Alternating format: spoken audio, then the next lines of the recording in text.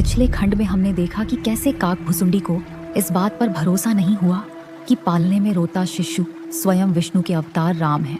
निराश होकर वो उड़ने लगे, लेकिन जैसे ही उन्होंने पंख फैलाए उन्हें अपने पैरों पर कुछ भारी सा महसूस हुआ। जब काक भुसुंडी ने अपने पैरों की तरफ देखा तो उनका रोम रोम कांप गया। छोटे राम जी उनके पैरों को पकड़कर उनके साथ उड़ रहे थे।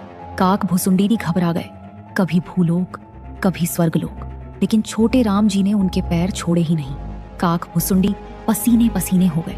उन्होंने अपनी सारी शक्ति लगा दी, लेकिन राम जी उनसे अलग ही नहीं हुए।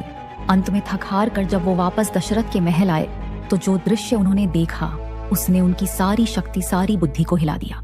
वही बच्चा, वही राम जो उनके पैरों में सारे लोगों का भ्रमण कराया था, अब अपने पालने में बैठा हुआ था और जोर जोर से रो रहा था। उस पल काक भुसुंडी को समझ आया, ये कोई सामान्य बच्चा नहीं हो सकता, ये तो स्वयं नारायण है।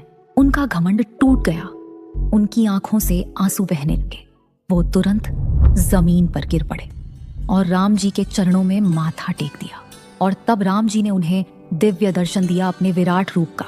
काक भुसुंडी का रोम रोम भक्ति से भर गया। तो ये थी काक भुसुंडी की कथा। राम के बचपन के और भी अद्भुत